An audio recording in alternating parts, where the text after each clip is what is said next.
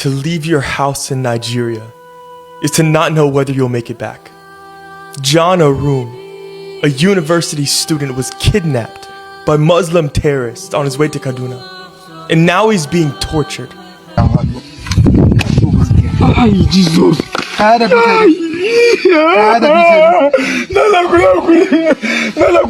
He's being brutally tortured because he was a Christian. Because he proclaimed the name of Jesus. And this is not ISIS that kidnapped him. This is not Boko Haram or Lakurawa. These are Muslim people. These are Fulani people. These are normal people in Nigeria who are filled with evil. Normal people that are walking around each town, each village, and each city in Nigeria.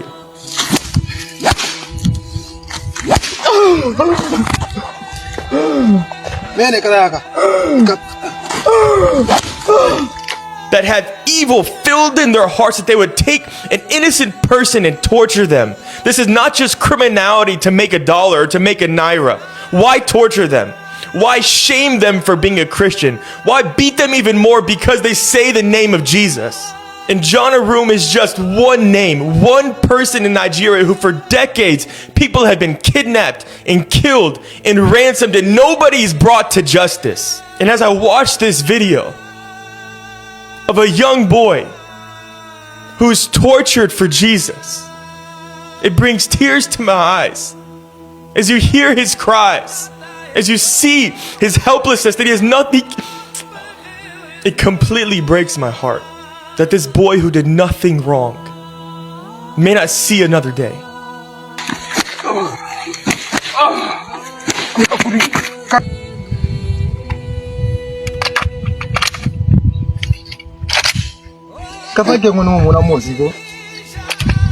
And I'm sick and tired of a worldwide church that is a pansy, that looks evil, that when they see these things happen, they turn their eye.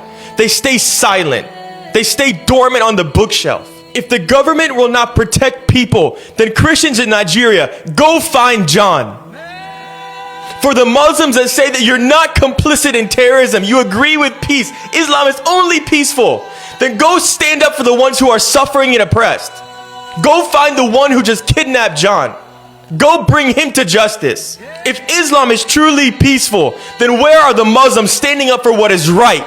As you hear the cries of John in the bush, you could care less. I refuse to accept that this is the fate of people in Nigeria. To the church, you were called to do more than pray. The Lord called us to give justice, to rescue people. This isn't about doctrine or belief or theology. This is practicality of what Christianity is, of what it means to actually follow Christ. Is to go and be with people in the fire. Is to go and rescue those that are being oppressed by the hands of evil.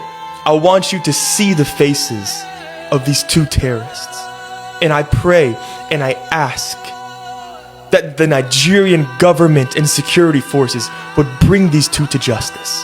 The world is watching. The only way that this issue will end in Nigeria is if Christians and moderate Muslims unite. That under one purpose, that peace, that goodness would reign in Nigeria. And this is for the Nigerian people to do. The government has proven they're not going to do it. They don't stand to end terrorism. They don't stand to end violence. That they don't stand for people to even defend themselves. I myself was demonized for calling Christians to defend themselves from the threat of terrorism. And so Nigerian Muslims and Christians have to unite for the sake of humanity and for the sake of life.